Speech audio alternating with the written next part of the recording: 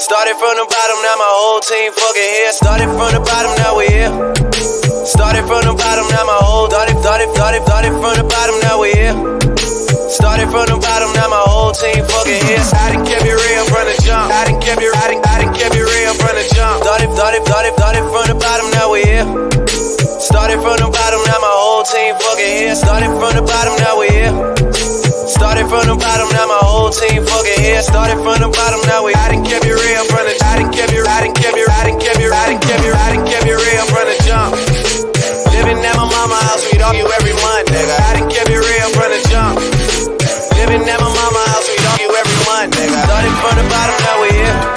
Started from the bottom, started from the bottom, now we here. Started from the bottom, now my whole team fucking here. I done kept it real from the jump. I done kept it real. I done kept it real from the jump. Yeah. This is for all you non-philosophizing black sheep, unwelcome, push to the side motherfuckers like me. Fuck what they say. Tang gang, Atheist Your Way. Yeah. Fuck what they say. Tang gang, Atheist Your Way. Let's get down to business. These bitches got glitches. And you thought you'd dismiss us? Nah. Now I'm laughing in stitches. See, the problem be, it'll be a tragic travesty to come after me. So just know this is how we get down. Respect that shit like a pronoun, bitch. Yeah. Fuck what they say. Tang gang, Atheist Your Way. Yeah. And fuck what they say. Tang gang, Atheist Your Way. Yeah. Fuck what they say. Tang gang, Atheist Your Way. Yeah. Fuck what they say. Tang gang, Atheist Your Way.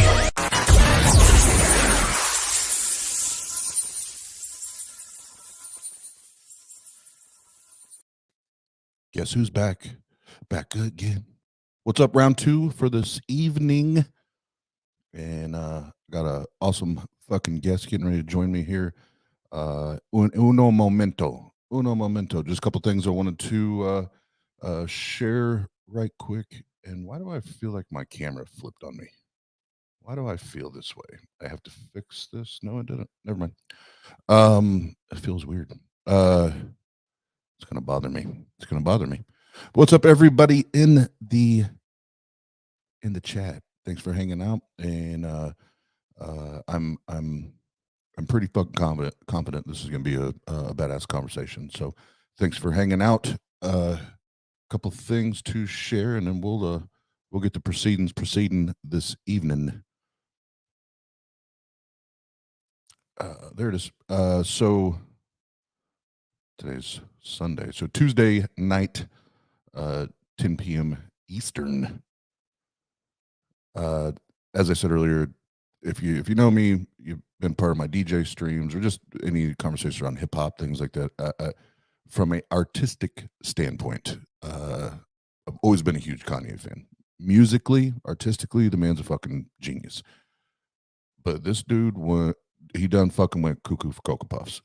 And I think there's a lot of things surrounding it. Again, I'm not a professional, I'm not a psychiatrist, I'm none of that, but I am diagnosed bipolar 1, and I know and I've experienced what bipolar 1 can do, especially untreated, unmedicated.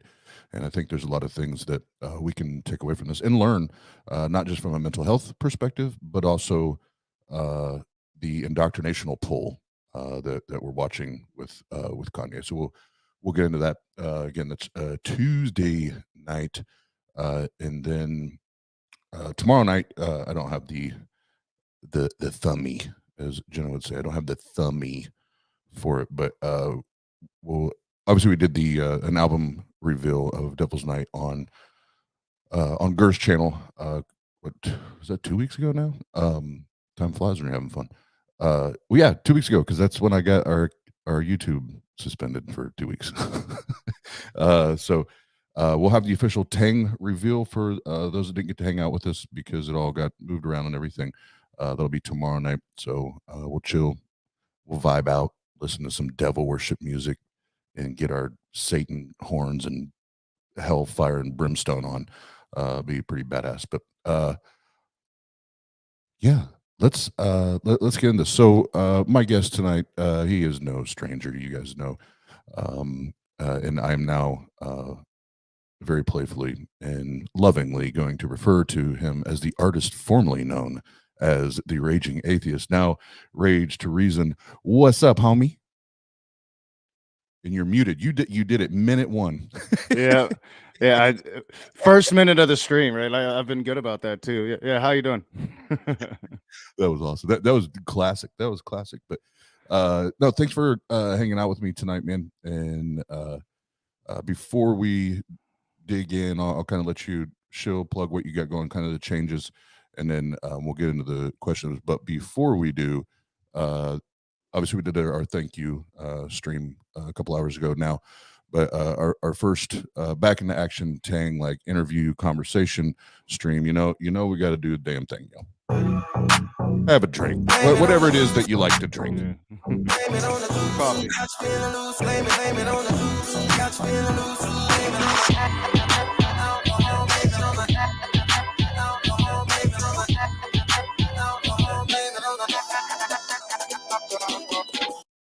All right, so yeah, we'll try to go through this as systematically as we can, but as y'all know, Rage and Oz, we be talking. So we like to talk. Yeah.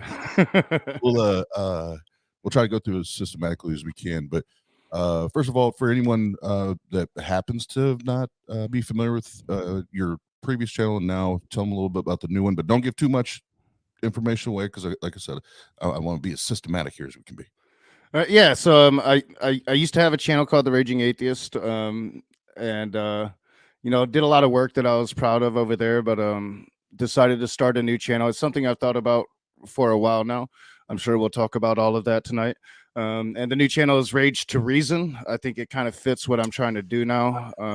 It's small, and I spent 5 years building a channel. It never got big, but it had gotten somewhere. So yeah, I'm starting over, starting fresh, Rage to Reason, and trying to look at things a bit differently. Yeah, and I want to start by saying this because as I told you backstage, I went through whether it be live or after the fact when I've been trying to stay current, up to date with what you've been talking about most recently. And I want to start by saying this, and shout out to Biddy Buddha, because her and I had a very what I think is going to be a very similar conversation, and I think there's something to this, and please, I'm going to say the same thing that Rage said on his. This does not mean by any stretch of the imagination that I think that there's Jehovah or Yahweh or an Allah or anything like that. But if we are going to be skeptics first, we always have to be challenging ourselves.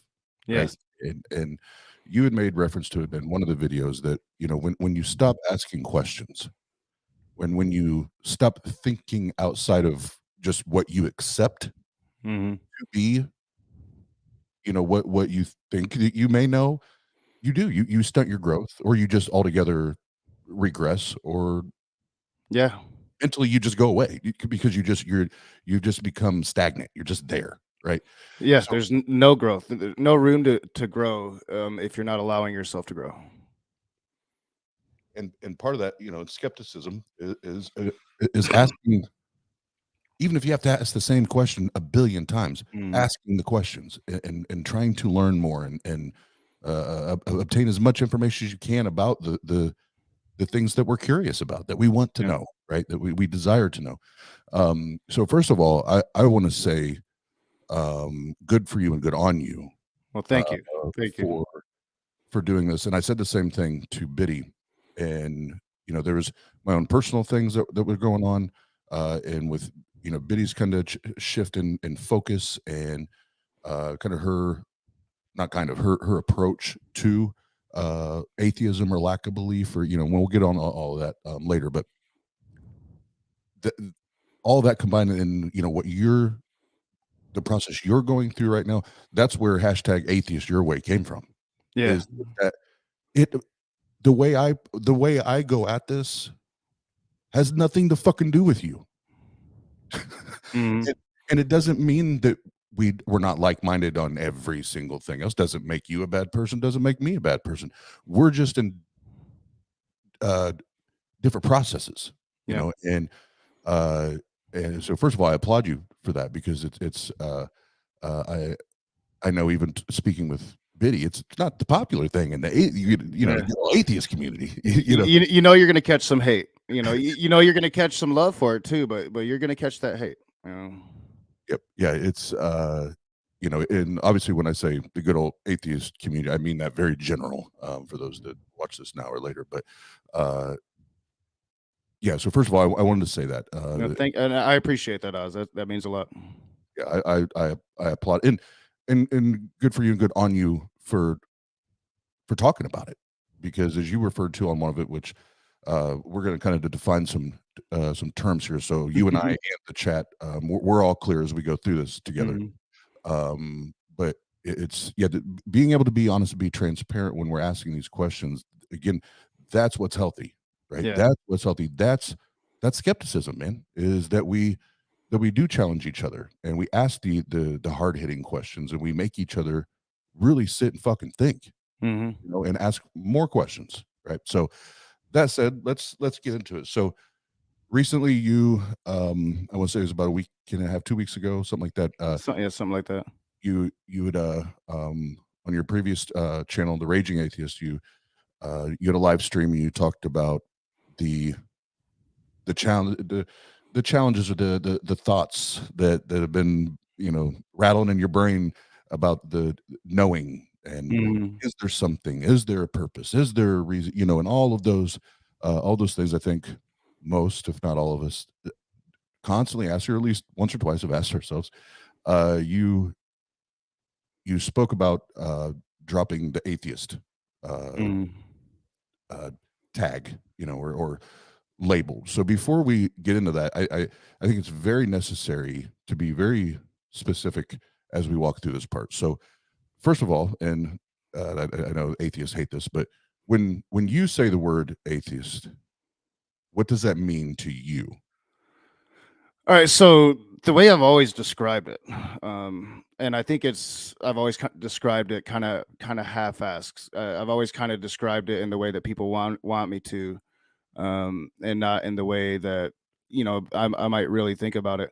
So I do think that it is a lack of belief in any god. So I definitely think that and we'll get into it, because it does get complicated. But I don't believe in any human god that I've come across. And so I think that I still would fall under the label with that definition. But to me, in my brand of atheism, it was something more than that. It was not just a lack of belief in a god. It wasn't making a claim that God was impossible, that it did not exist and could not exist. And people want to fall into the lack of belief of any god definition, but honestly, you could say the same thing about agnostics. They don't know, but I mean, they don't have a belief. So to me, atheism has become, and has been since I've started doing it here on YouTube, a combat. So all of those things are entailed in atheism when I think of atheism, and when I talk about it in regards to myself. What I think I did really badly there is I didn't express enough that this is myself that I'm speaking of, not the general terminology of atheist or the atheist movement or the atheist community, just my own personal brand of atheism and what I've done on my channel. Okay, and all right, so I have a follow-up question before we dive into that. You in the original stream, you referred to the word miracle, and you shared the definition. I believe it's a dictionary definition. Do you have that handy? If not, I have it pulled up. If you want me to read it. Yeah, you can read it. I don't have it. Okay. So, yeah, and my examples probably weren't real miracles to most people, but to me they are. Yeah, and that's why these conversations have to happen. So the dictionary definition is surprising and welcome event that is not explicable by nature, explicable by nature or scientific laws, and is therefore considered to be the work of a divine agency, which we'll get into that here in a second. But going back to what you were just sharing, the thought of it, and we can apply the miracle here. So the thought of miracles, or the questions of I don't know, and using that, how did that go from I don't know atheism? Now I don't know is not atheism. Well, like I said, because for me, my brand of atheism wasn't I don't know, or it was I do know, and what I know is that God doesn't exist. And I was very, very vicious and ferocious with that. Okay, and I'm in the I don't know fan club, so we can agree on that. As I don't know, beyond a shadow of a doubt. But when we, I was trying to, I had made this note and then I forgot it. God damn it! So let me go back a minute. So let me pull my notes up here. Sorry guys, my Adderall is still kicking. That's why I take notes. Oh yeah, and there's a lot to unpack here, because I have had several streams, and I've been hashing it out with myself over the last week and a half publicly. So. Right, and I'm trying not to skip ahead, because there's other stuff that I know I want to ask, but I'm trying to go through it, like I said, systematically. But so would it be fair for me or anyone listening to you describe that? Would it be fair that internally for Rage, atheism for you did carry dogma, that it did become a form of religion for you? Yes, yeah. And I think that that's probably the worst of it, the worst of the realizations I came to anyway, because I was very dogmatic, and I think that some of the community gets dogmatic even though it doesn't see it. Like I said, since coming out with this, I've had people try to keep me in the atheist camp. I've had people get upset with me, say some of the things that I'm saying is fallacious, which I'm sure that they are. I didn't think any of the things that I'm thinking out in terms of like syllogisms or philosophical standards. I'm just trying to deal with my reality. But yeah, it's I had become dogmatic, and I think one of the main problems with me personally was I was expecting others to be dogmatic as well. Okay, no, and that's fair, and I appreciate your the candidness, because this only helps everybody get better and everybody learn, hopefully, and brings up more of these conversations. So within that, you had shared that you I think you used the word guilt. There was guilt in having these feelings, or these. I still feel it. I've kind of talked about it. I feel like I've been trying to like lessen the blow with some of the conversations that I have, and I think it's that feeling of guilt. Like I feel like I'm letting people down. And I think you'll agree when I say this. Yes, that is problematic. That is problematic in a group of people that claim skepticism. And I'm not. I want to be clear. I'm not talking about any one person. I'm just talking very generally.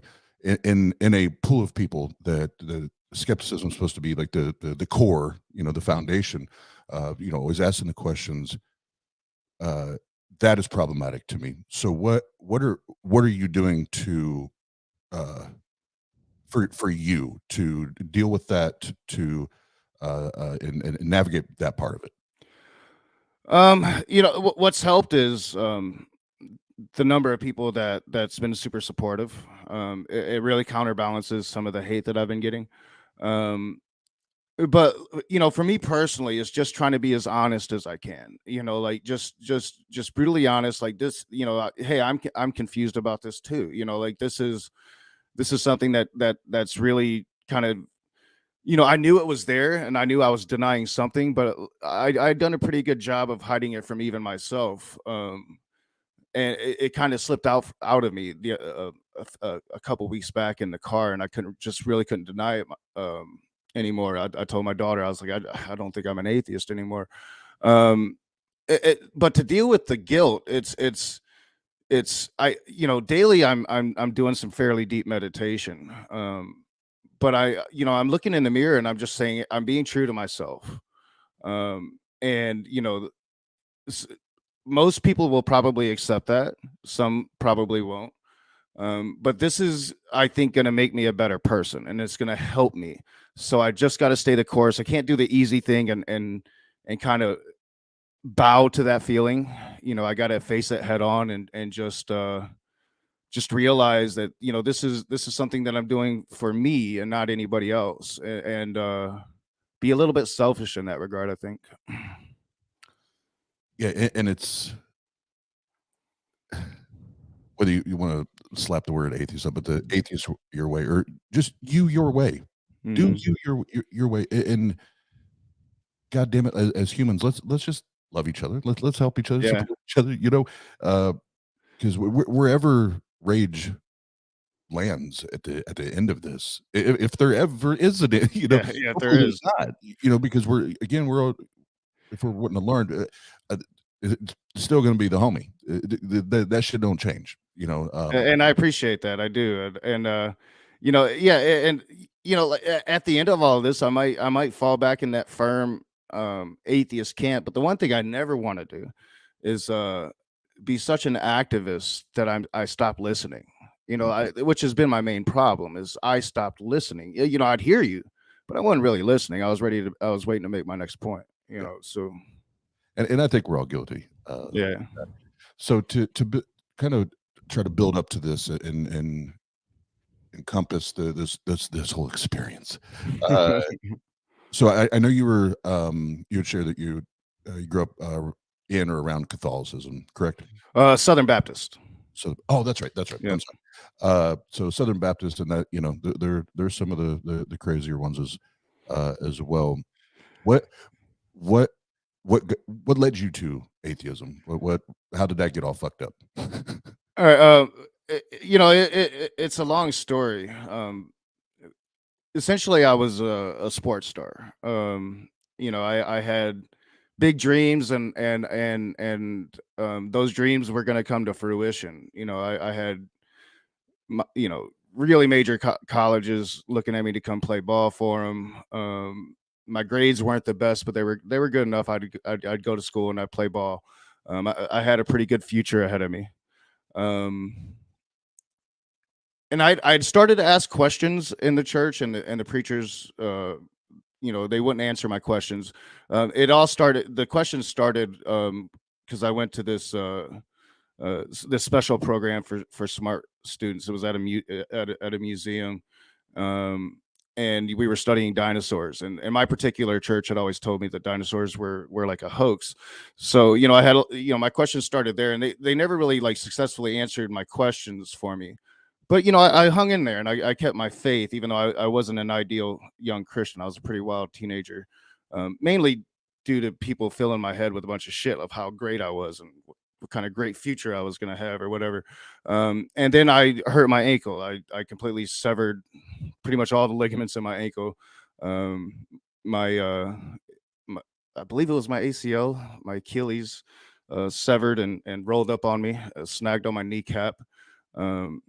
And the only way I was going to be able to play sports again was this brand new surgery called Tommy John surgery. And nobody knew if it was going to work. My dad didn't want to spend the money on something that might not work. So ultimately, my sports career was over. I had doctors feeding me drugs. I started taking illicit drugs to kind of substitute when the doctors stopped feeding me those drugs, and I became a junkie, and I ended up in prison. And I just remember one day just looking around, and I'm surrounded by the worst people you could be surrounded by: murderers, rapists, gangbangers. I myself was in prison gangbanging at the time. I had just fallen so far. And, I was a big dude, so I was pretty much forced to join a gang as soon as I got there. It's just something that happened. But I was looking around one day, and I'm like, every single one of these people believe in God, and most of them believe in the God of Abraham, the same God that I believe in. And it hasn't done shit for any of us, and when you're in prison, if you've ever been in prison, you realize, like 98% of the prison population find religion once they get inside prison. So it becomes this like really apparent thing. It became really apparent for me that, this is all bullshit. It doesn't make you a good person. It doesn't give you some secret divine truth. God never answered my prayers. My life was shit and had done nothing for me. So, I had left it behind, and I started looking at, the first thing I looked at was Islam, because I was surrounded by a bunch of Muslims, and they were more than eager to try to teach me about Allah. But I moved to Buddhism and Taoism, and eventually kind of landed on Native American spirituality, trying to find my heritage. I've got a lot of Cherokee blood. But then, none of it really landed for me at the time. So I became a closeted atheist. I couldn't speak about it. I had a very, very religious family. And so I'm trying to formulate the question. I don't have to stumble all over it, even though I already. So in arriving at a lack of belief or not being convinced anymore, based on what you just shared, would you consider that a process of logic, reason, or would that be an emotional path? In the moment, it was emotional. The process of logic and reason would come later. Because I never really would look into it.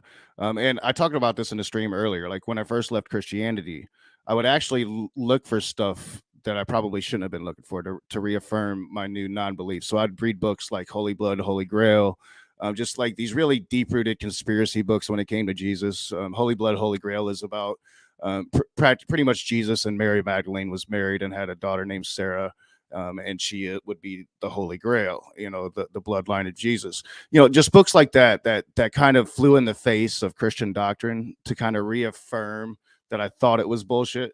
So like the process of really thinking about it didn't come until I probably started doing this stuff here online. Like I said, I was a closeted atheist. I didn't really think about it. I didn't talk about it. I'd go to church and pretend to be a Christian still. So like it was probably coming online.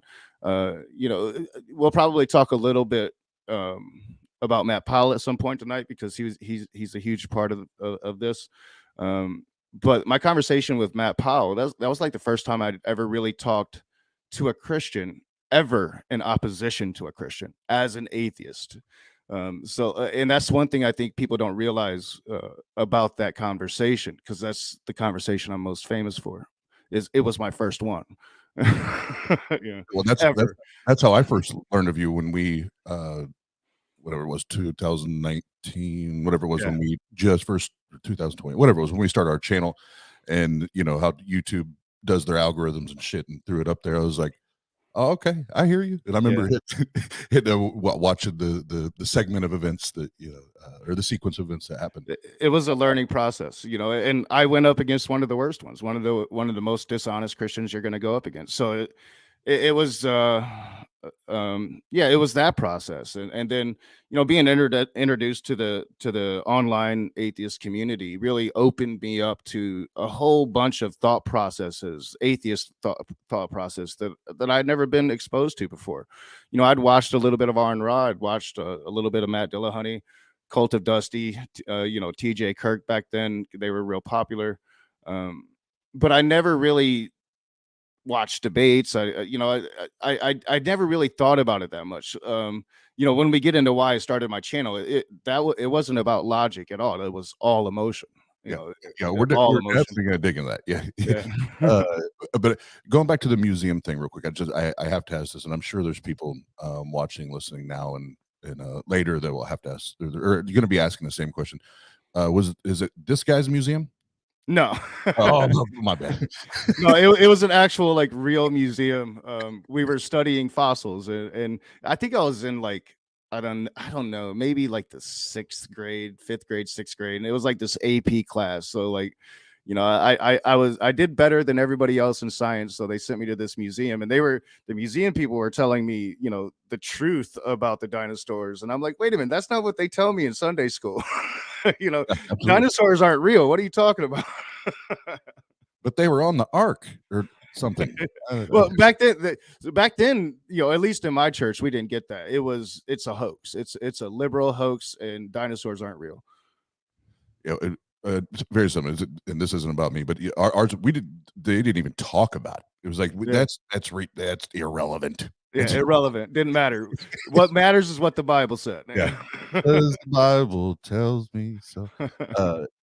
Yes. So, would it be fair if I or anyone suggested or asked that your first engagements and really starting to understand what atheism means, as far as the lack or rejection of a belief, in that approach, in your early approach, would it be fair for us to say that there was a lot of you trying to confirm your bias, that you were only going to skeptical or atheist material?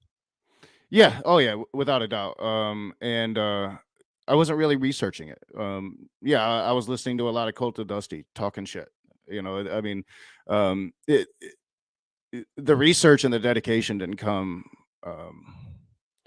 probably until after the disaster of the first Matt Powell conversation, when I realized, because I didn't do that bad. If you actually watch the whole conversation, my conversation, and not his movie, I didn't really do that bad. But it was the first time I realized, I'm a baby. I know nothing, and I need to be a lot more prepared when facing somebody like this. Okay, and all right, so you have that Matt Powell conversation, and anyone that's familiar with those exchanges, the back, there were several. if you've seen it, even just little pieces of it. First of all, I'll clearly and blatantly say it. Matt Powell's a fucking piece of shit. He's one of those that, like, Christianity, the book, it gives itself a bad name all by itself, but then the Matt Powells of the world just royally fuck it. Yeah, and I purposefully, I think, focused on the Matt Powells of the world. Like I wasn't looking for the God is gray, those people of the world, those Christians of the world. I was looking for the Matt Powells. I was looking, and we'll get into it because the emotion behind why I started my channel. I was looking for somebody to be angry at. Right, and so a couple things you shared. It was either on your original one or your conversation with Gur.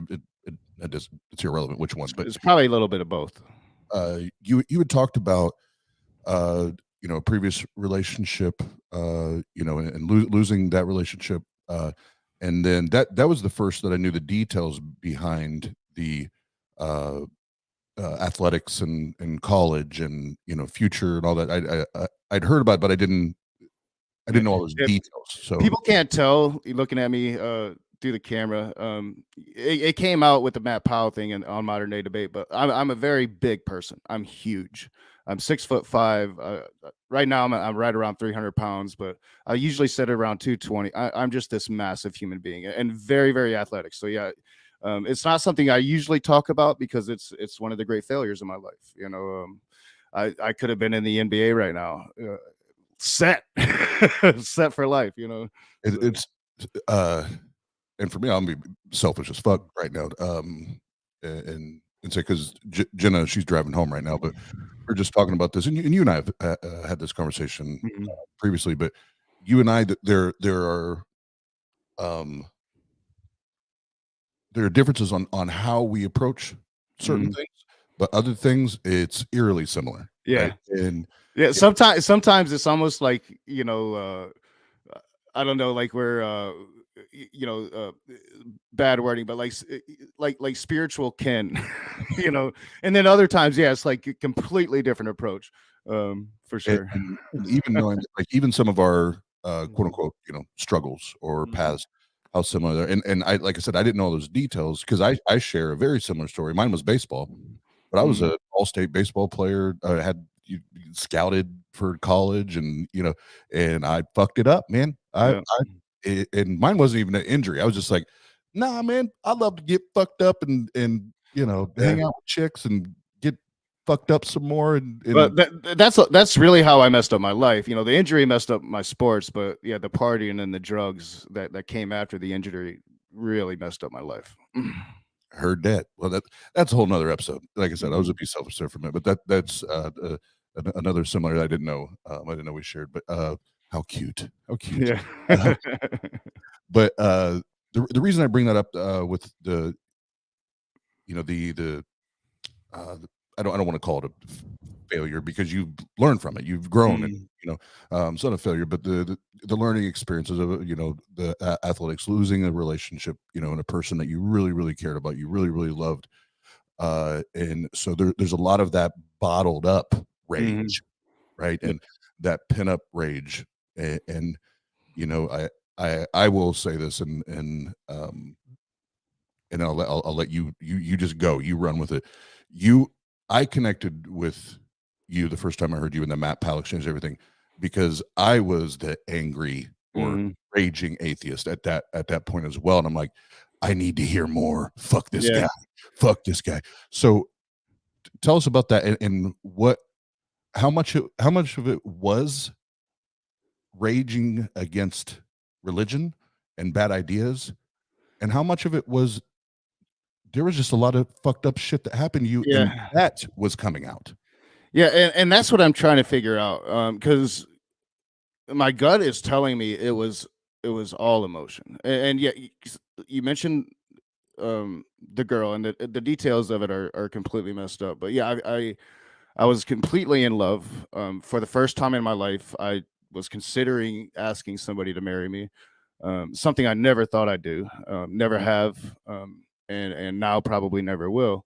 But on top of that, my mother had died, right around that same time, and going to her funeral and hearing all of these people talking about how she's in heaven. It's like I knew an unbridled fury, and it probably was all that rage that had pent up over the years. But I was so mad at that because,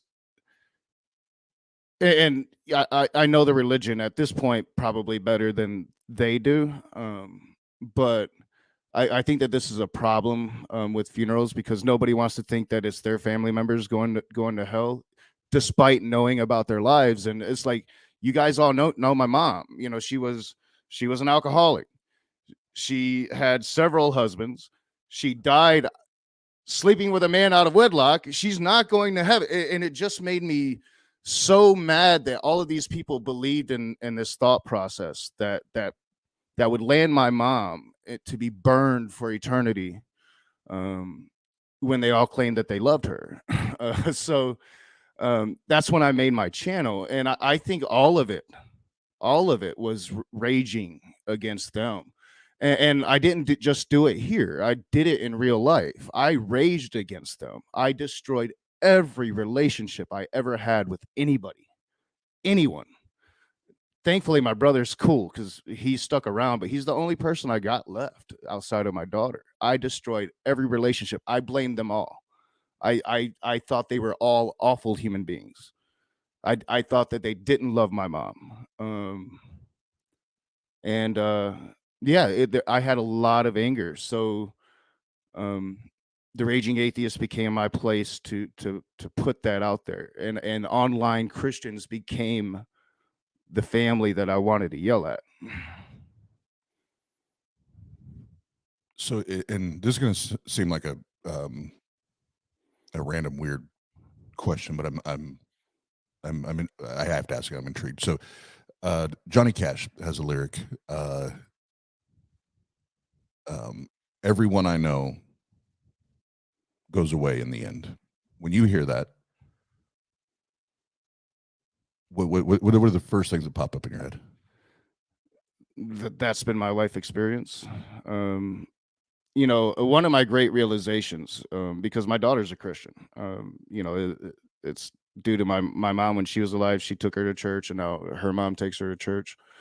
One of the great realizations is that if I don't change, I'm going to lose her, just like I lost everybody else. Once she's old enough to understand, I'm going to lose her too. So, I mean, and that was for me, it's like, there's no doubt I cannot continue being the same person. And as I said earlier, that's through the fucked up things, as you and I know, and a lot of people know all too well.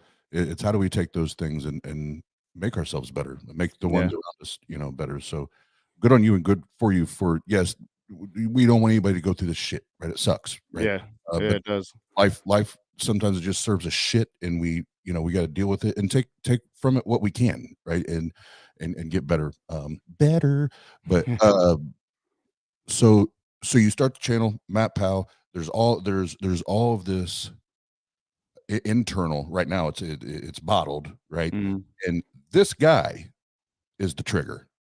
Yeah, or so it appears from the outsiders, because we're not in Knox Head, right? Yeah, it looked like he was the trigger. Yeah, because I was he found me, but I was looking for somebody like him. You know, I was waiting for it.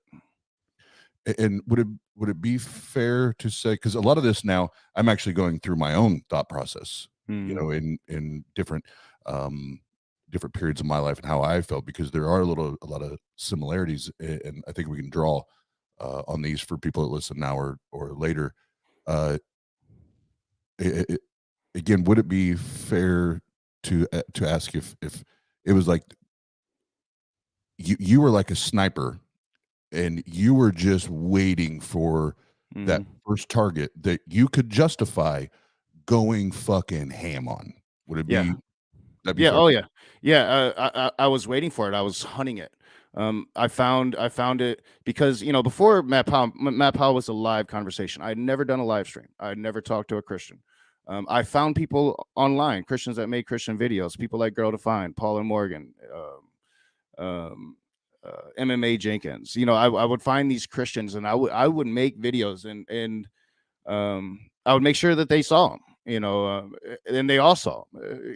You know, I MMA Jenkins family begging me to stop. You know, and I'm pretty much telling them to fuck off.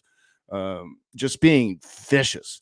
Yeah, I was looking for it. You know, one of my friends now, we're really good friends with Justin Coe. I found him, and I just went toxic as hell, just implying a bunch of stuff. Like, I don't know this guy, and I'm implying personal things about him, you know, like, and he sees it, and I make sure he sees it. But instead of having the normal reaction, he's like, "Hey, man, you know, what's going on here?"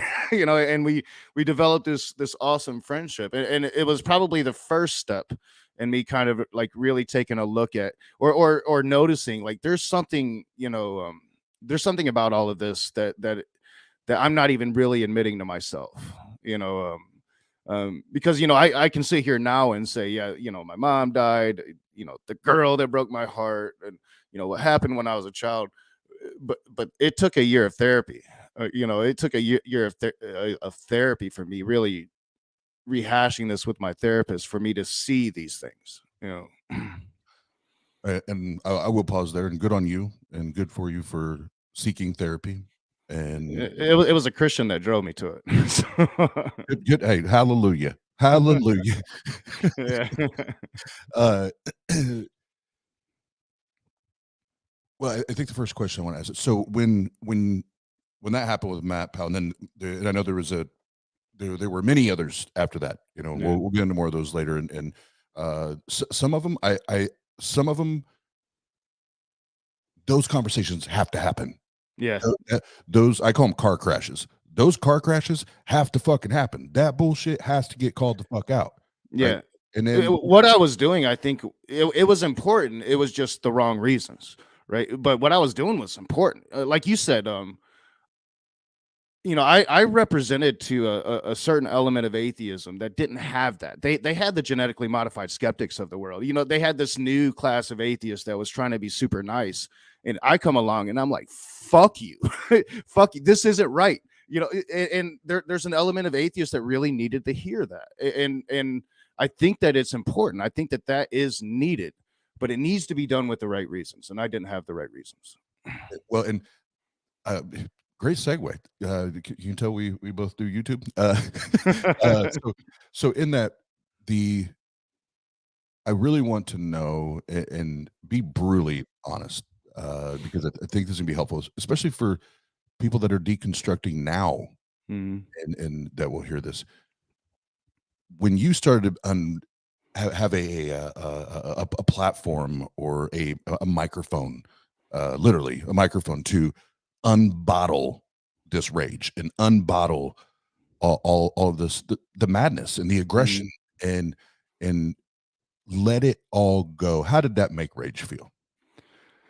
It empowered me, especially once I started building the platform and people were responding. You know, just so some people were holding me up like this hero, right? Like for the thing with Matt Powell and taking on the NIFB the way that I did. And it emboldened me a bit. But also it put a lot of pressure on me, I think, you know, because now there's this standard. There's this thing that people feel like they need to see from me. So I start hunting that. I start, you know, I became the person, you know, I was the one starting dumpster fires. It wasn't a Christian coming in being a Christian and dumpster fires were happening organically. I was intentionally starting them.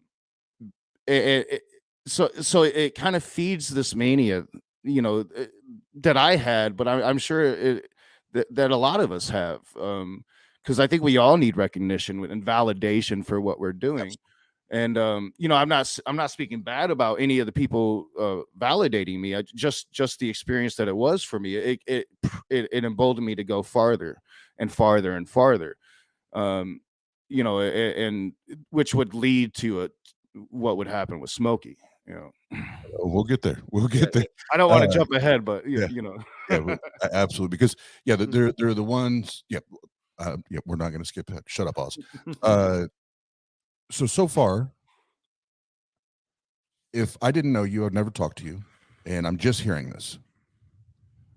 I think it'd be fair for me to say, Rage, none of that had anything to do with atheism. Yeah. None of that had anything to do with a god. Nothing had to do with religion. You were just fucking pissed. Yeah, and that's fair to say. Yeah. That's very fair to say. You know, I told myself it was to normalize atheism. I told myself I was fighting the fight. You know, Ocean Keltoy, back when we were cool, he called me a bulldog. You know, it's like Rage is the guy you want with you in a fight. You know, oh yeah, and so I told myself that I was doing it for a greater cause. But like I said, it took therapy for me to see the truth of it. Now I think that the cause was there. You know, definitely. I still feel like it's important, you know, like just because I'm no longer calling myself an atheist doesn't mean I'm not going to fight for the cause anymore. Well, can I pause? What do you mean by cause? What do you mean by cause? Normalizing atheism, you know, making us acceptable to where we're not the least trusted demographic in the world. Yeah. And I get behind that. That's why I wanted to clarify, even for, you know, myself and those listening, because there's been other times I hear, atheists or, skeptics say the cause, and it's not that. I'm all about, it should be normal to say I don't believe in some shit, right? Yeah. But then with others, there's some other baggage there. So Well, so to be fair, I probably had some of that other baggage. I consider myself a militant atheist, so I wouldn't come out and say it, but one of the causes would be to eliminate all religion. However that fucking took. Now, I would never say that in a million years as the raging atheist publicly, because all the backlash I would get from it. But it was there, it was right up there. If I could eliminate religion, I'd do it in a heartbeat. That's how I thought. Yeah, it's not how I think anymore. Okay, so far, this isn't really about. It's all about me. Let's just say that this really boils down to what Knock has been through, and there's just a lot of shit, and he's looking for an outlet to just fucking vomit and shit and dump and just get it out, right? And yeah, so, I was really trying to find something to where I didn't do it to my family, but ultimately I ended up doing it to my family publicly on Facebook. It was awful. I was such an asshole. But I was. I think it was an attempt. If I could come on here and do it, get it out, then it wouldn't affect me in my everyday life, and that was an illusion. Okay. And again, I appreciate the transparency, the vulnerability, because that's what makes these conversations meaningful for fucking everyone. So But when I decided to do this, I like I said, I've pulled my punches a couple times, and I don't want to do that tonight. But when I decided to do this, I'm like, the only way I can do it is just to be brutally honest. And sometimes people aren't going to like to hear it, because sometimes it's going to fit that Christian narrative that they say about us. But I just got to be honest, Yep. And all right. So the Matt Powell, all that happens, and now you have that outlet, right? And you're dumping. Well, an important aspect of the Matt Powell thing, though, was the atheist reaction. Because I never really talk about it much. I'll talk about it in regards like how I've spent the last 4 years trying to clean it up. But the atheist reaction hurt me. Here I am taking on this guy, and I'm doing it face to face. What I would consider one of the most evil people there is, saying some of the most evil shit you can say. And atheists were bashing me. They were believing Matt Powell's movie instead of coming to my channel and seeing the conversation for themselves. They were believing what Matt Powell was telling them. And that had a visceral effect on me, and I kept that hidden. I hid that within myself. I would say I hold no grudges, but I fucking did. Aaron Rock came out hard against me, and Aaron Rock came out and apologized. Apologized to me personally, but I held a fucking grudge. And I'm guilty. Those words have came out of my mouth before. I'm guilty that I don't hold grudges. Fuck it. But I'm sorry. We're human. Yeah, we're human. Even if it's this big, at some point there is a little bit of a grudge with somebody somewhere. I never talked about it, outside of the fact, I would mention that, hey, I've had to spend a lot of time cleaning this up and trying to make you atheists see what you should have saw on your own, but it was there, and it stayed there, and it stayed there through the whole pagan fiasco that I went through. I'm not sure if you're aware of that. I've only heard little bits of it, but. Yeah, I mean, it was, I have a lot of animosity from that. A lot of atheists, they believe what the pagans tell them because I didn't follow what the pagans wanted me to do. So a lot of atheists talk shit about me, and I have to clean that shit up. It's a lot of these things that have happened. And all of what I'm saying right now pales in comparison to Smokey when we get there. But these things build up, and I'm the type of person that I bottle shit up and I hold them inside, and I try to put on this brave front publicly, and I try.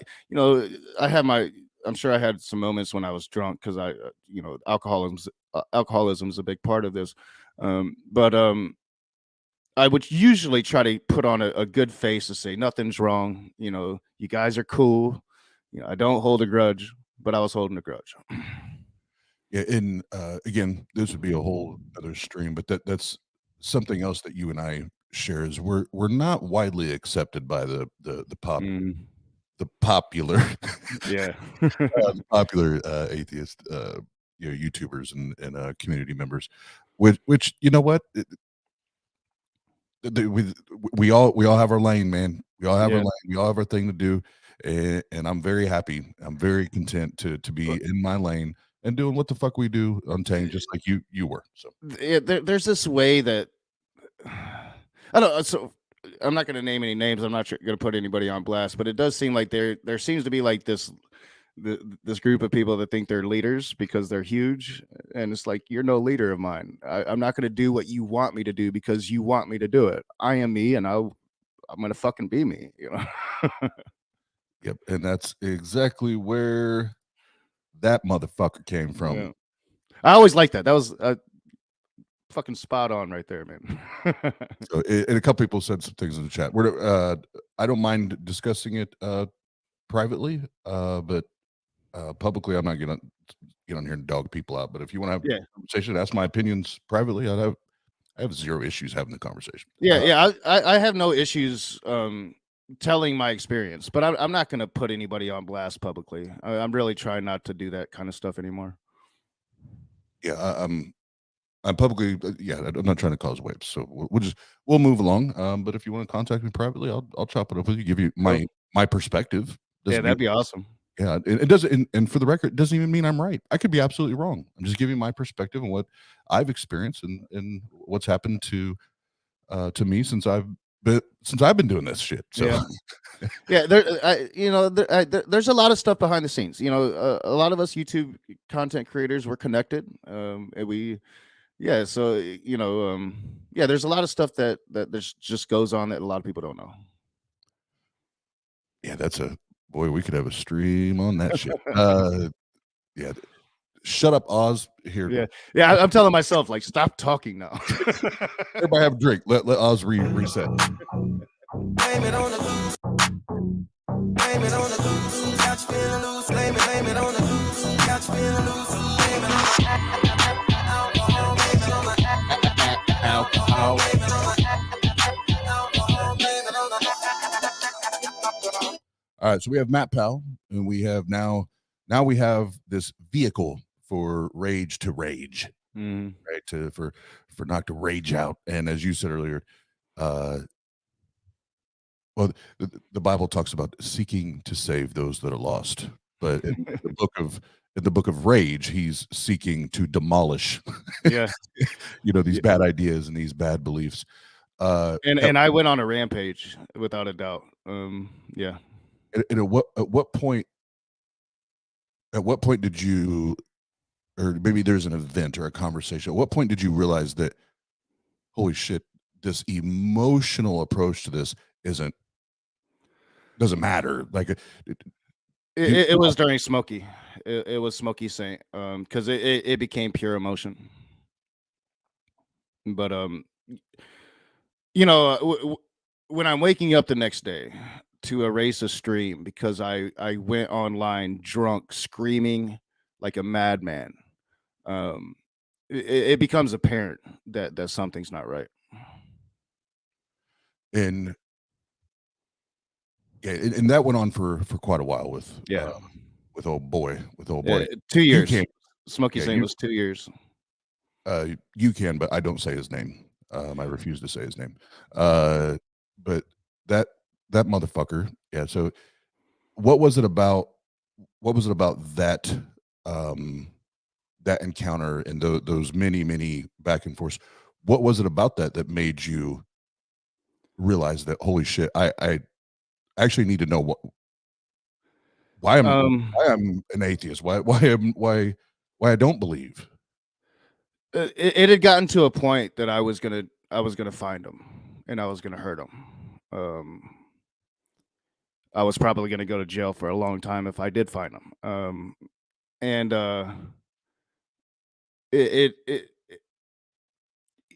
with Smokey, I had a lot of reason to be angry at a lot of people, not just Smokey.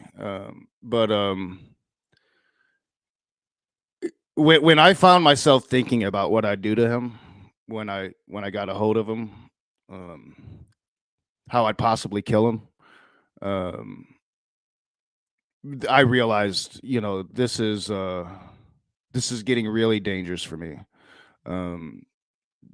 It had gotten to a really personal level.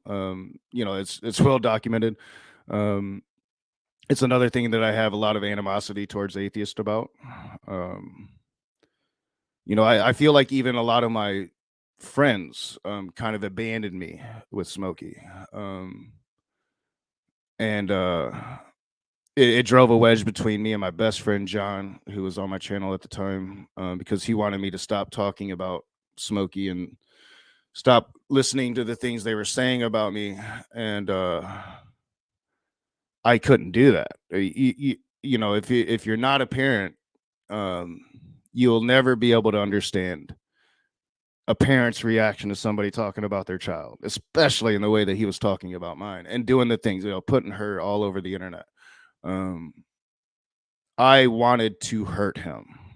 And that was the first real indication. Like I said, it's what drove me into therapy was those thoughts. Like if I go to California and I find this man, I'm going to prison for the rest of my life. It scared me. It scared the hell out of me of what I was capable of. And again, I said it earlier, and I was saying, because this is for everybody.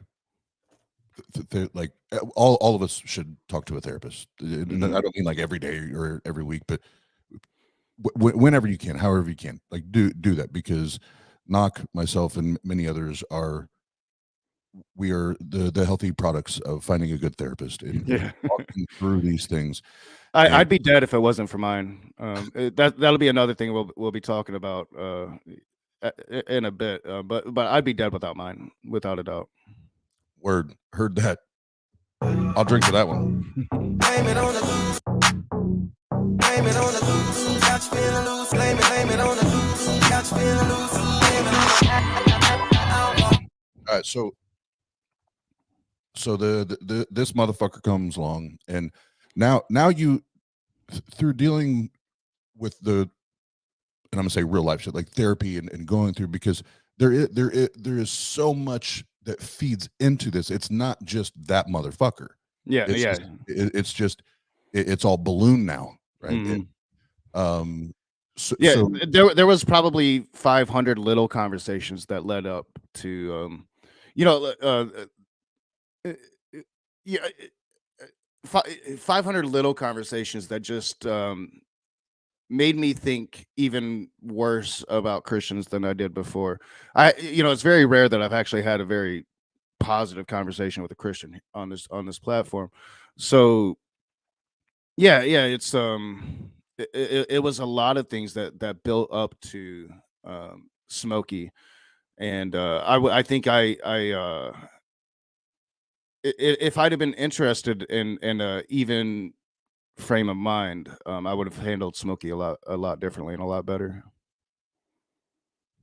And I think we can all look back at whether they're positive or not. We look back and take things away from relationships, interactions, even disagreements. Say, I probably didn't handle this the best, or I didn't, and again, that's just about improving, evolving.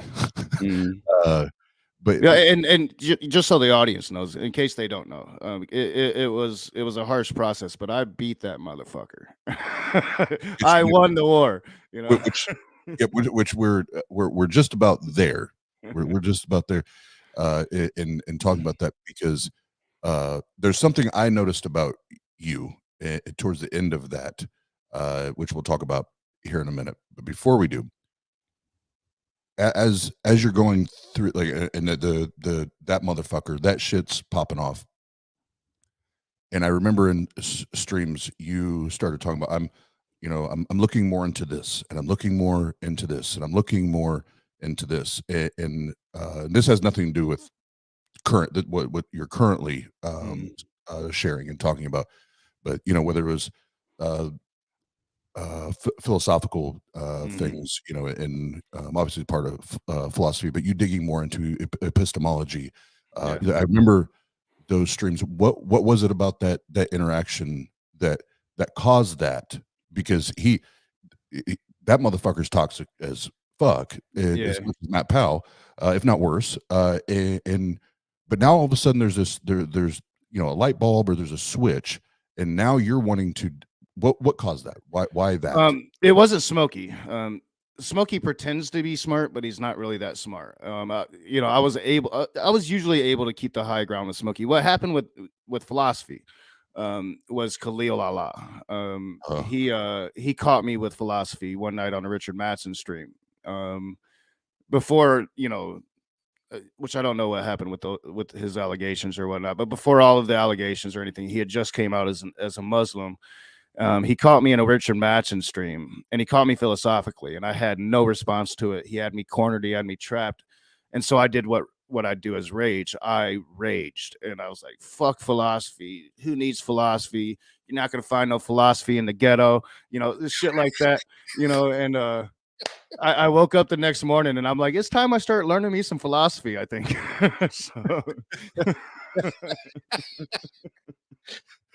Oh man, see, I'm laughing, but I relate, because that's what when they just start to do all the philosophy talk, I'm like, what the fuck are you talking about? Dude, I've been studying it for a year now, and then I hear like a Jack Angstreich or Leo, when Leo goes philosophy, and I'm like, what are you talking about? I don't understand a word you're saying, and I've been studying it for a year.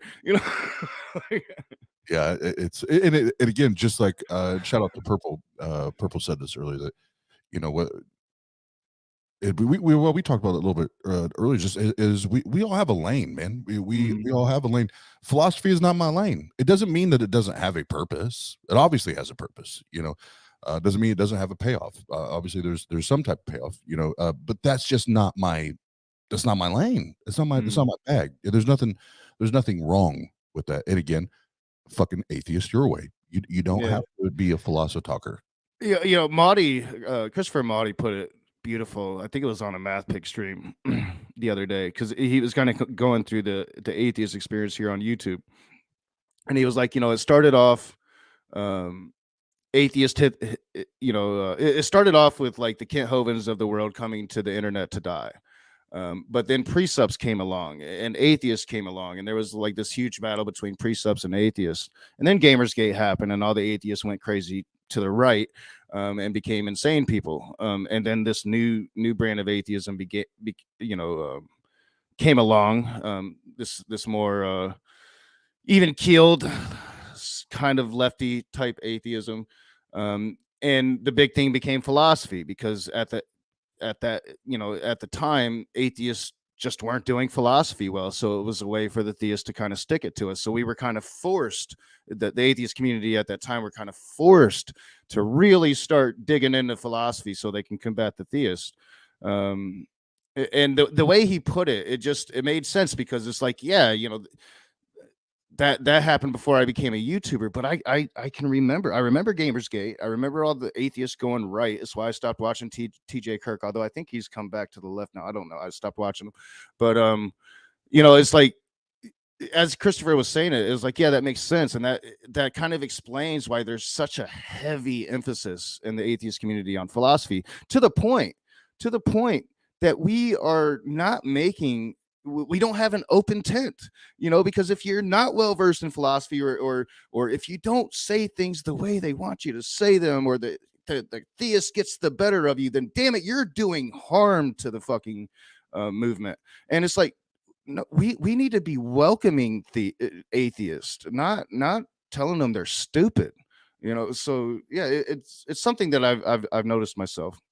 Amen. Hallelujah. Don't get me started, Rage. Don't get me started. Don't get me started on that shit.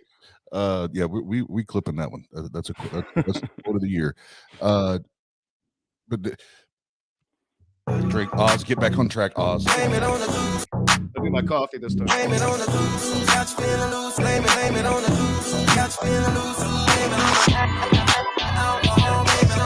can tell I had my Adderall. I'm staying on track. So yeah, so those things happen, and now with whether it's philosophy or I'd heard references that time period to even diving into more theological terminology and definitions and meanings and all that. What for you? What came of all that? Where how has that helped you, or how has maybe even that advanced you to where you're at now? Like, what happened with the reading, the research, the studying? What came of that? It certainly added to my tool belt, but I think it opened me up to lines of thinking that I had closed myself off to for the longest time. And this is coming as I'm going through therapy, right? So it's probably right around when I started therapy that the Khalil Allah thing happened, and I started really delving into philosophy. And I went about it probably a different way than most people. I started with the classics, with the ancients. A Titan Uranus talk mad shit about the way I was going about it, but I had to do it my way. But what I think it did is it opened me up to lines of thinking, and I was able to see some arguments in a different way than I'd been able to see them before. And it just got me thinking in ways that I hadn't thought about in years. So I think getting into philosophy has had a major impact on the way that I kind of look not only what I do here on YouTube, but my place in the world, and it's helped me like realize or really hone in on probably some key definitions. It's probably one of the main reasons why I've realized I'm not technically an atheist anymore. Is philosophically I'd be more of an agnostic. I'm not philosophically speaking, my position is more agnostic. It's not atheist. Why? Because I've always said I don't know. I said I don't believe in a God, but I don't know, and I don't know is an agnostic position.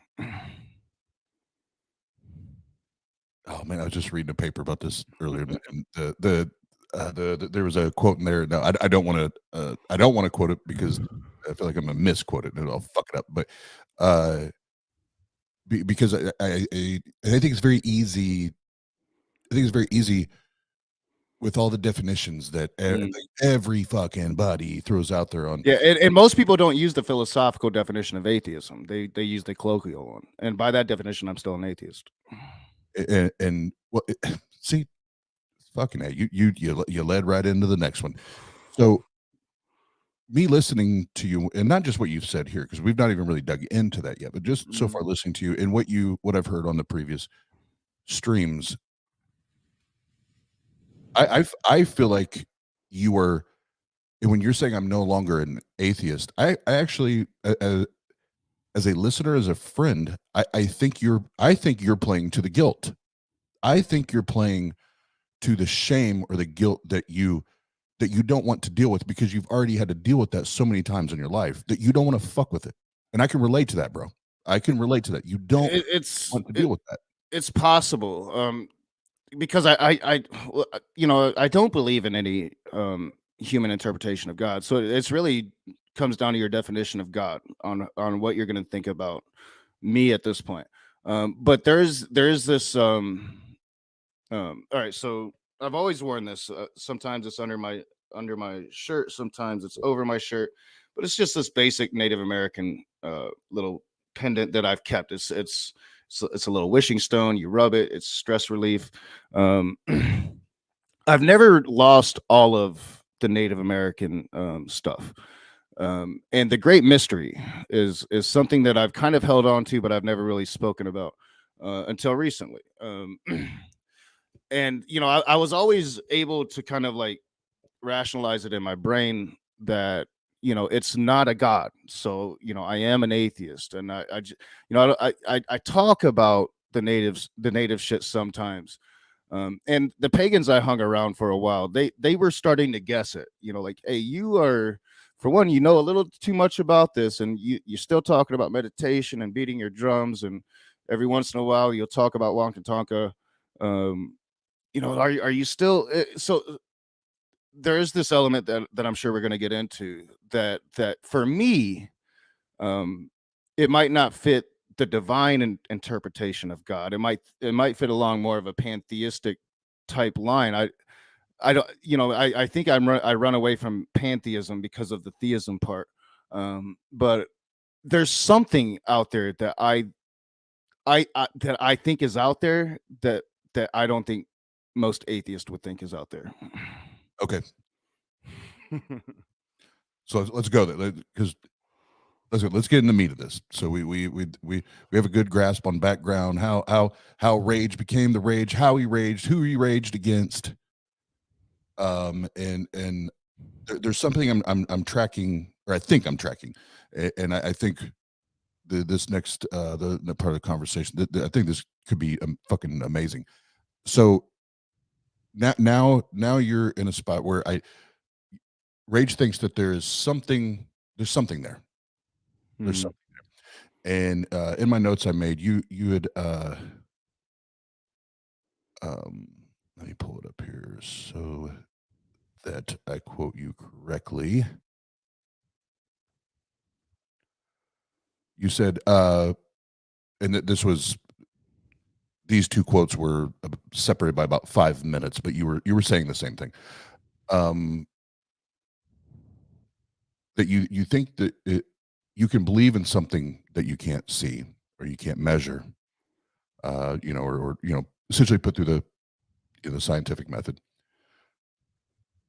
But shortly after that, you made a statement. I want tranquility. I want inner peace.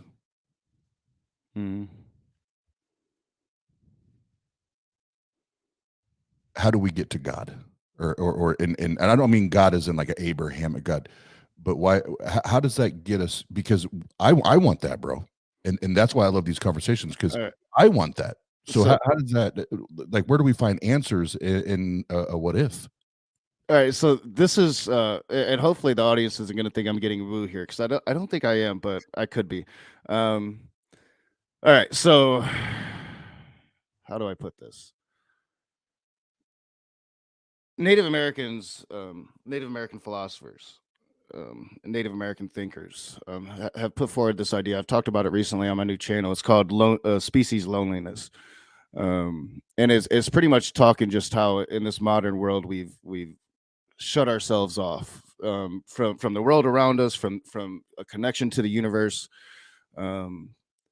and so when we talk about God, and I've had this conversation, like somebody like Leo, who when he thinks about the term God, he's thinking about classical theism and monotheism and that type of thing. I've always thought of God a bit differently. Like I said, I've had other experiences outside of the Christian God. So I've been studying Buddhism a lot. And a lot of the Buddhism kind of has mingled with some of these philosophies from Native Americans, and I'm looking to see if other religions have some of it too. But so there's this idea that we've lost the connection that we have to this universe, either through ego or through just all the distractions we have in this new modern world. I, as an atheist, had closed myself off from any of what I'm going to call the great mystery. And in studying Buddhism, and learning about the path of enlightenment and connection to Qi, which would be Buddhism, the energy of the universe, or if you go to Taoism, the Tao, which would be energy of the universe, and how human beings are connected to that. For me, my life of turmoil has been full of noise in my head. We were kind of talking about it before we went streaming, how we both have trouble sleeping because our brains are just going. And for me, like that noise never really stopped, and it has recently, when I've meditated and try to find that connection to the universe again. So, when I'm trying to open myself up to the great mystery, as natives call it, when I say Wankan Tonka, it translates to great mystery or great spirit, and it's just essentially this universe that we find ourselves in, that is so expansive that we're just really starting to learn about. Our connection to that has been lost, and the Buddhist feels that the only way to really find it is to seek silence within yourself, meditation. So yeah, that's kind of what I mean by that when I say things like that. I want more than anything for the screaming in my head to stop. Amen, brother. I agree with that. 100%. In being someone that's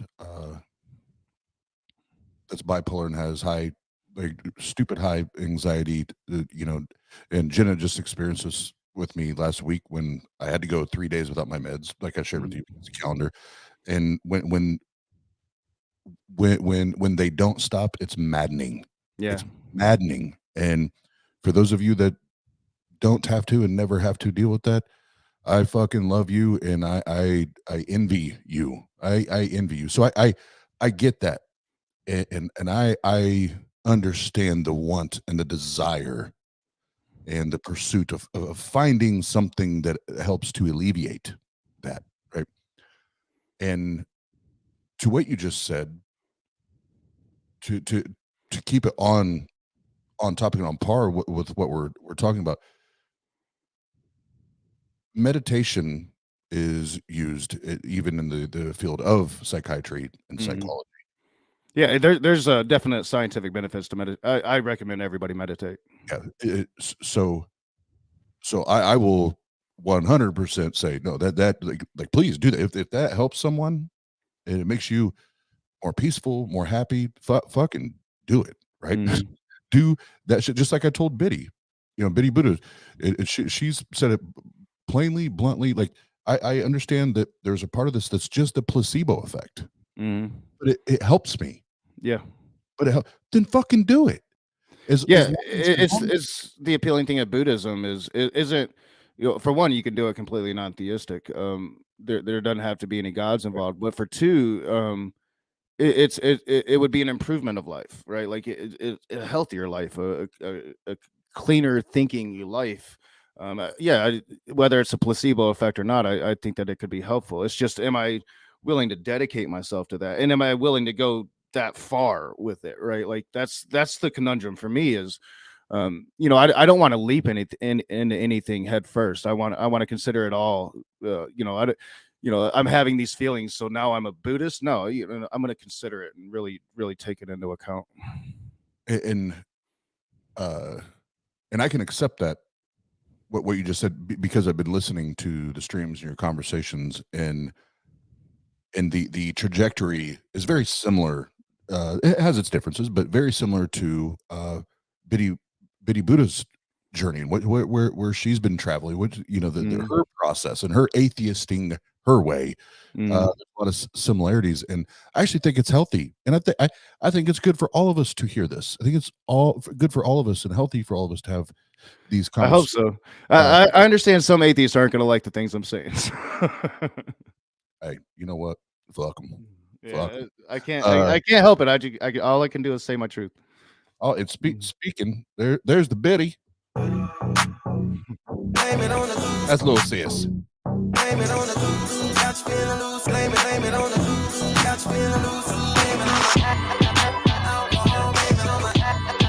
No, but I remember I was outside before it got cold several months ago, and Biddy and I were talking, and I told her, I was like, no, I just want you to be happy. I just want you to be happy. That's all that fucking matters to me. And don't you say nothing sideways to Biddy. You get that smoke. You get that smoke. But it definitely feels good that I'm like not the only one going through this. And I know that there's one other person that's reached out to me. Well, there's actually been a lot of atheists. I was surprised that's reached out to me. It's like, what you're saying you're saying what a lot of us have been thinking for a while. So, you know, it feels good that I'm not alone in this, because I think that was, you know, that's helped the guilt a lot, because I think that's where a lot of the guilt was coming from. Is like, you know, like I'm the only one that's going to be doing this, and I was just talking shit about that dude that converted to Islam. You know, like.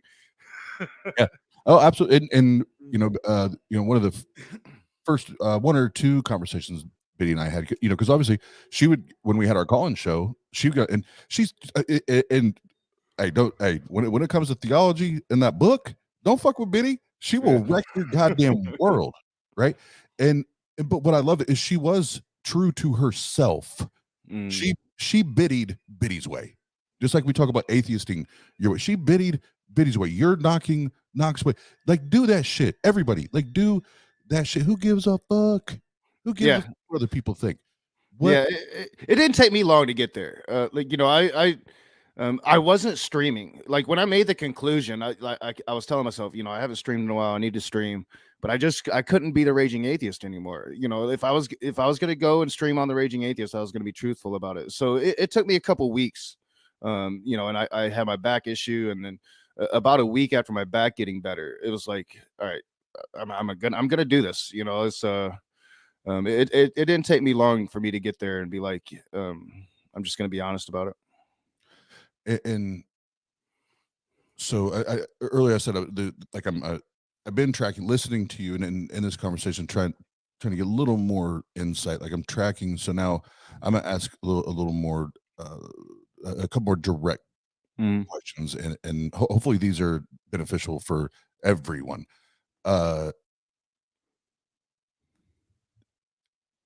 In my examination, no, in my observation and listening and watching, what I'm hearing you say without saying it, and what I'm sensing, you tell me if I'm way off the path here, but what I feel like I'm hearing and watching is you are now becoming one of the most, and maybe you can tell us, but one of the most, or the healthiest version of you.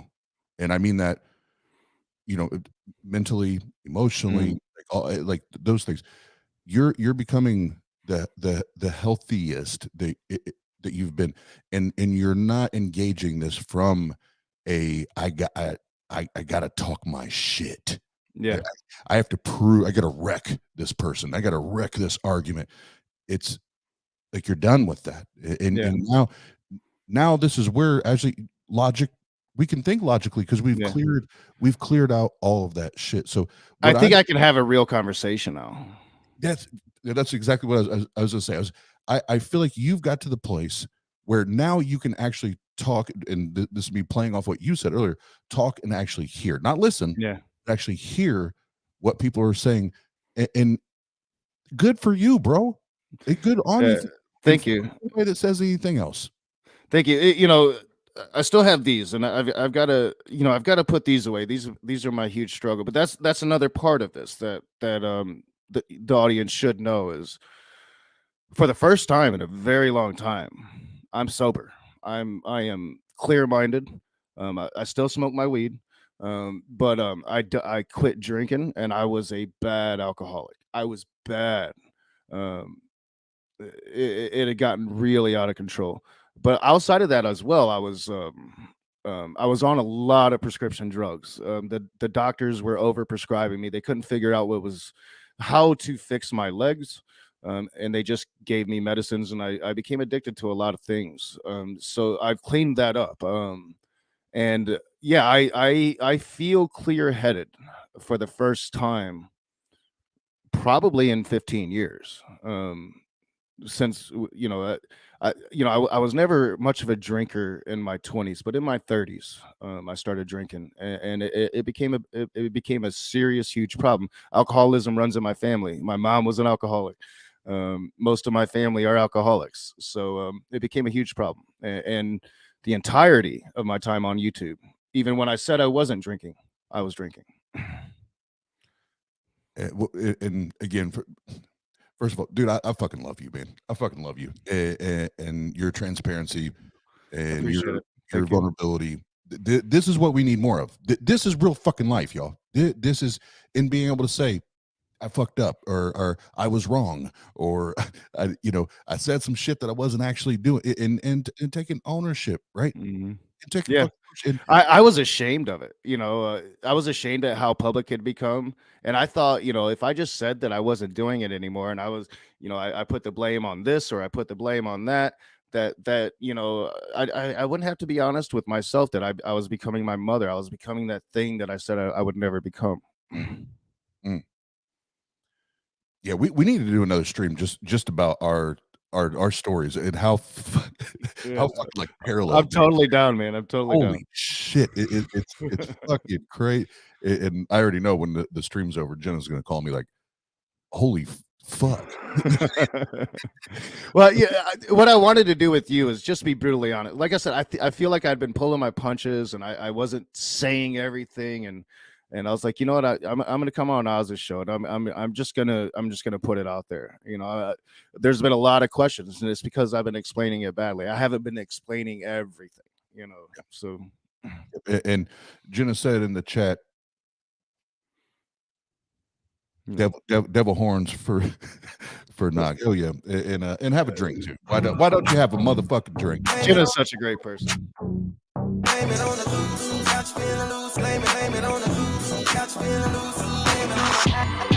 Yes, she is. She's so great. Yeah, she see, babe, there's just as soon as I try to put words to how I feel, I just stumble everywhere. But yeah, she's amazing. She's fucking amazing. So in this, let me pull up my notes. There was one because I've been making notes as we've been talking to here. I think there's a natural progression here, and that is, first of all, you just shared becoming mentally, emotionally healthy, and removing the things that could have or may have or were making your thought process cloudy or maybe even toxic. Who knows? That only you know that. I had become very toxic, and I'm only smiling because I after better, I recently went, and it's still going through like this reset, this mental reset, because I was that motherfucker that I approached it differently, but there was so much hatred and bitterness and all that, and it just oozed, right? Yeah, and it's hard to hide it. It's hard to hide it. and I want to well, first I want to say this. I'm fucking proud of you, man. I'm fucking proud of you. And, dude, I appreciate it, man. I was worried because I wasn't sure, your reaction to some of the things that I'd been saying. So I was a little worried. I was like, man, I really, I hope Oz doesn't Oz on me, man. No, when it comes to people being authentic, I can't Oz rage. I can't, because I want that for everyone. And I value that. I hold that very near and dear. I'm telling you, since I started talking about it, even though it's been kind of here and there and all over the place, because I'm still trying to figure it out, man, I feel so good, dude, I can see it, and people in the chat said, you look healthier, like I feel so much better, man. It's like this weight has been lifted. It's like I must have been subconsciously thinking about it for even longer than I thought I was, because it seemed like it had become such a burden on me, and I didn't even realize it. And this may be the last question, and then we could just kind of hang out a minute before we wrap up and unwind it and not be all serious. Do you think that through this process and asking the questions, do you think there's a possibility that there is and when I say God, I mean like a creator God, the like like an Abrahamic God or something similar even to that? Do you think that's a possibility, or is it more of the universe, reality type process? Where are you at? You know, I've always granted it's a possibility, but if a deity God exists, it's not going to be anything humans have described. That would be to me impossible. But again, that's what I think. If it is a deity, creator, God of the universe, then to me, like, we would be insignificant. It wouldn't even be aware of us. I've always kind of granted that it's a possibility, just one of the worst ones. But to me, it's more along the lines of this vast universe that we think we've dominated the world, but there's still parts of this world that we've never been to, right, or explored. But when it comes to the universe, I don't even really think we've gotten started yet, right? Like, we're starting to learn a few things, and Leo will come here and tell you we've got it all figured out, but we don't. We don't. And it's the great, it is the great mystery that the Lakota talk about. It is the Tao that the Taoist talks about. It's Chi that the Buddhists talk about. That there is this element that. And I'm still a naturalist, so whatever it is, I think it's natural. It's just we don't have the understanding yet, and it might be 1,000 years, 10,000 years if we're still here before we have some better understanding of the universe to give it some accurateness. But when it comes to like a deity God, I find it highly improbable. It would literally take one of them showing up before my very eyes for me to believe it, and even then I'd have to go talk to my therapist. It's like, you need to give me something because I'm seeing shit. Like it's something that would be really hard for me to believe. So I assumed, but I never like to assume because it makes an ass out of you and me, but I assumed I would get an answer similar to that, if not that. So I want to say, as a fellow skeptic, non-believer, atheist, and just a fucking human being, Knock didn't jump off the crazy wagon. No. And I don't think so. and start believing in Yahweh or a lot of people think that, like, you're a Christian now. I'm like, what? It's well, and that's why I was laughing when you was like, oh, am I going to like Oz going to try to like chop me up? No, it was because the more I was listening to the streams and things, I'm like, no, these motherfuckers aren't listening to what he's saying. Yeah, a lot of people haven't been, yeah, and they're not listening to what he's saying, and they have not taken the time. Skeptics, they've not taken the time to go and research and look into what you've been through, what you're going through, and where you're at, right? And that's not fair. That's not skepticism. That's just you just jumping to a conclusion, right? So I was hoping in this, and I think we did it. Knock, I think we did it. Is showing that no, this is healthy. Yes, this is the healthiest thing that I could be doing, I think. Absolutely. I was going to hit the drink button. We have some super chats, so we'll do that. We'll do a couple punches at the same time. Oh, where'd that one go? Damn it, Bobby.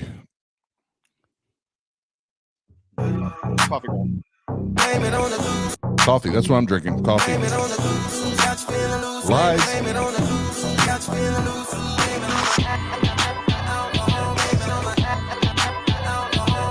Super chat from Mark Reed, $5. Thank you for the support, Mark. Knock, so much respect. I used to have huge anger issues when younger. It resonates with me. It takes a brave person to step up and be so real. A fucking men.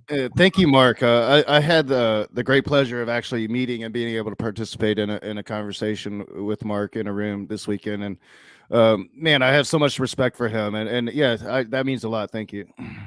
Yeah, Mark's a beast. Mark's a beast out here in the gang. Yeah, he's got some debate skills. Just a little bit. Just a little bit. We got a couple more here. Up. AA Ron. You done fucked up, AA Ron.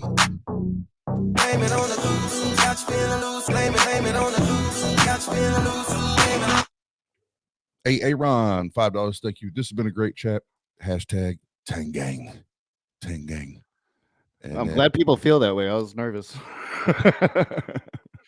It's what we do, bro. That's what we do. We got one more here. Ian Davenport always hanging out and supporting.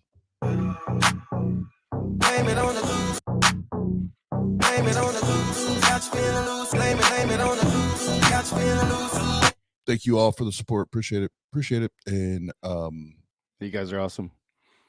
Yeah, and to I thought it was, sorry. I thought I saw another super chat, but it was one I pinned. But no, it's what I was hoping to happen. I think happened, and that is, like I said at the top of the stream, systematically just taking your time to walk through and listen, ask questions, listen, and appreciate that we all have our own process, right? We all have our own journey. And I'll say this in anything that I didn't ask that you want to say, I want to give you the time to do that, because I probably missed things. But the last thing I'll say, then we can, like I said, hang out. Dude, I'm in your corner, and I'm rooting you on, and I'm fucking proud of you. I'm excited for you, and do you, man. Do you. I appreciate it. No, I think that I've covered it.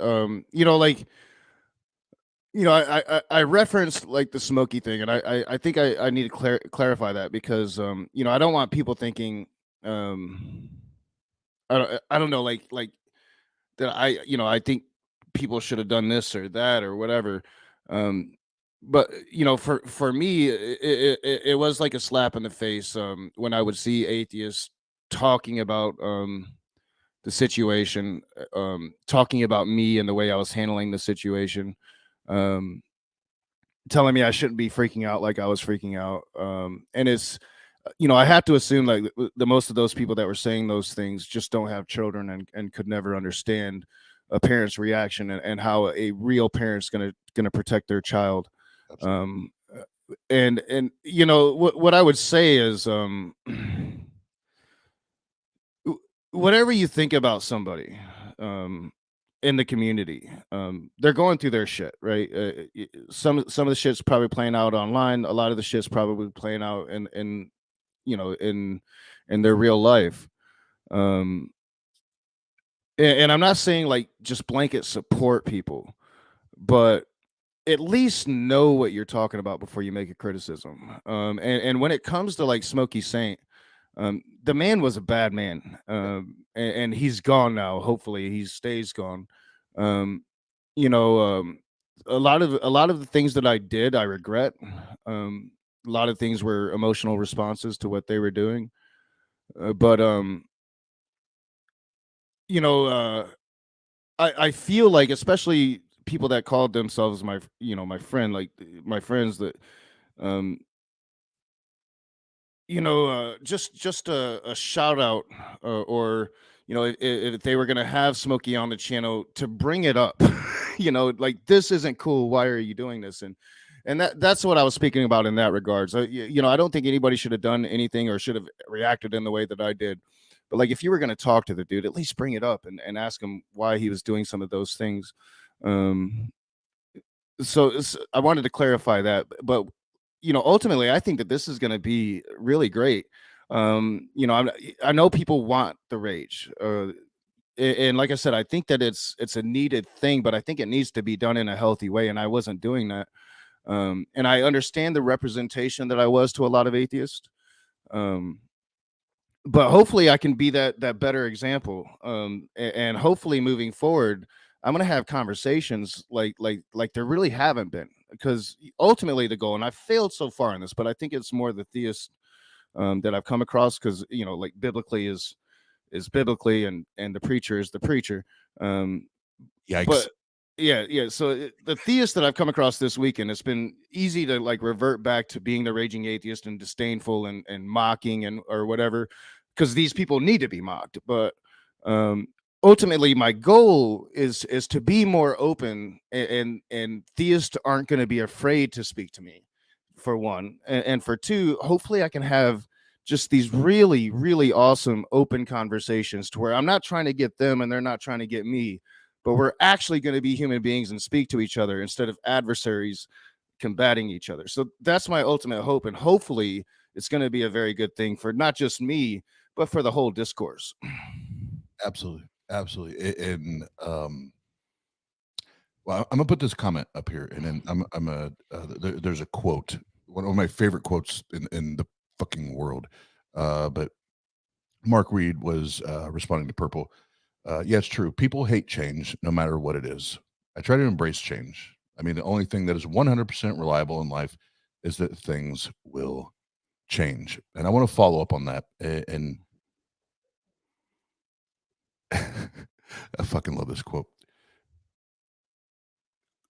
Change is inevitable.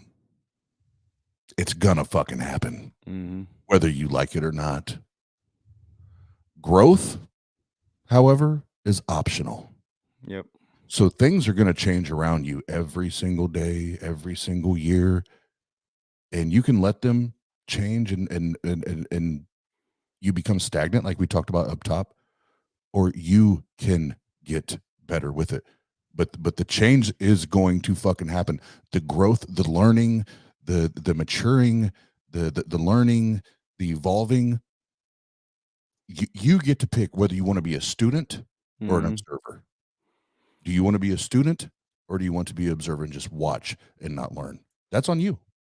Yeah, and never be so set in your ways that you think you won't never change, because sometimes it's you literally wake up one morning and things are different.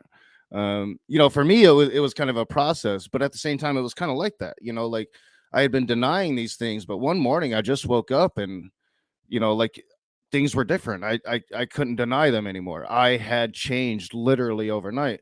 And I changed so much in my life. This isn't the first time I've ever changed. This was just the first time I've ever changed after a year of after a period of complete stagnation. I'm hoping that because of the stagnation that there's an explosion of growth, and then it'll peter off a little bit, but we'll see. I know Jena is going to say in the chat that all she heard was growth and Peter. That's all she heard. But no, Rage, thank you, man. This was fucking awesome. This was fucking I appreciate you having me on, dude. This was it's what I needed. I needed to have because it helps me hash it out in my brain and make it a little clearer too, to have these conversations, but to have it with somebody as focused as you have been, Oz. Like I appreciate the time you put into it, man. You took this seriously. I really appreciate that. Yep, and there's shit on my note sheet chart thing I didn't even get to. So I can't believe it's already been 2 hours. Like, man, the time has just flown. Oh, I know. I looked up. I was like, look, we but I said it at the top. Hey, Rage and Oz, we be talking. We like to talk. We like to talk. we talking, and I do it. And Jena, baby, you can go ahead and because she creates she creates all the thumbnails that you see that are actually appealing, visually appealing. The ones I make, there's a vast difference because it looks like a 5-year-old made it on a Fisher Price computer. But you can go ahead and make that. We just didn't talk about real life because this shit's crazy. This shit's crazy. But I'm definitely down, man. I'm working a new job, but anytime. Yeah, dude, this is I was. Yeah, this has been beautiful. I don't want to string it along because I want there to be a hard stop for the viewers that watch this later, and to be able to the stream to end and then be able to think about it, because this atheist, this is how we should approach these conversations. I agree. Let's just take care of each other. Let's love each other. So, Knock, take a minute, tell everybody about your new channel, and then we'll wrap it up, man. Yeah, so the new channel is Rage to Reason. I'm mainly looking at religions, and I'm trying to do it in a non-theistic way. So I'm trying to exclude, the religious supernatural woohoo and take, what truths I can find. And when I say truths, I'm talking about, like just things that I could apply to my life that might make my life better. I'm not saying, the Buddha had it right when he's like, meditate for 12 hours a day, find the path of enlightenment. That's not the truth that I'm hunting. I'm basically hunting for ways that these cultures utilize to improve their individual lives. And then I'm also looking to see if there's similarities. And I'm starting to find some. Like I've talked about, the Tao, and I talked about Lakota tradition, and there's similarities there between the Tao and the sacred motion that Lakota believe in. So I think a lot of these cultures, they were trying to explain the great mystery of the universe, and that there's still lessons to be learned there if we open ourselves up to it. So that's kind of what I've been focusing on. I'm gonna, I'm getting back into the conversations, and I really want to start lining up conversations for the channel as well. But it's super small, a lot of building. Yeah, it's going to be fun building a channel again, as opposed to being stagnant at 3,100 like I was for so long. And I've mentioned that before. My channel just started growing again. This was like the worst time for me to do this because my channel was growing again. So. Well, you got people subbing right now, bro. You got people subbing right now. Well, I totally appreciate it. Thank you. Hell yeah. Well, and I'll ask one more question that has nothing to do with this. I feel like these conversations are worthy of it. If you're up to it, we can bounce to the Discord, because I'm sure people have questions. And yeah. Are you cool with that for a little bit? Oh yeah. I don't work tomorrow, so I got to be up to wake my daughter up, but I can go back to sleep after she goes to school. So. Sweet. All right, so I put the linky link. I put the linky link in, and so did Jena. For the Discord chat, we'll go in there, and these conversations are healthy, and they need to broaden from just one-on-one and let other people ask questions and I'm examine where they're at, right? So looking forward to it. Like I said, the way that you've asked me questions has helped me kind of put perspective on it better than I have, I think, for the last week and a half. So I definitely think that people asking questions and being inquisitive is such a great thing. So yeah, I'm looking forward to it. Oh, yeah. Hopefully I'll probably stay up too late. Amen. All right. Well, we'll see you guys in the Discord. Again, the links in the chat there. One last time, again, Knock, thank you so much, and love you, man. Respect. I appreciate the hell out of you having me on here, man. And yeah, I love you too, man. And you've been a great friend, and you continue to be so. You and Jena are great, and I really appreciate it. No, and yeah, thank you, and we appreciate you. This was badass. This is one of my favorite streams in a minute. So I appreciate this. So everybody, we will see you in the Discord if you want to continue the conversations. And if not, until next time, Tang Gang motherfuckers. Yeah. This is for all you non-philosophizing black sheep, unwelcome, push to the side motherfuckers like me. Fuck what they say. Tang Gang, Atheist Your Way. Yeah. Fuck what they say. Tang Gang, Atheist Your Way. Let's get down to business. These bitches got glitches. And you thought you'd dismiss us? Nah. Now I'm laughing in stitches. See, the problem be, it'll be a tragic travesty to come after me. So just know this is how we get down. Respect that shit like a pronoun, bitch. Yeah. Fuck what they say. Tang Gang, Atheist Your Way. Yeah.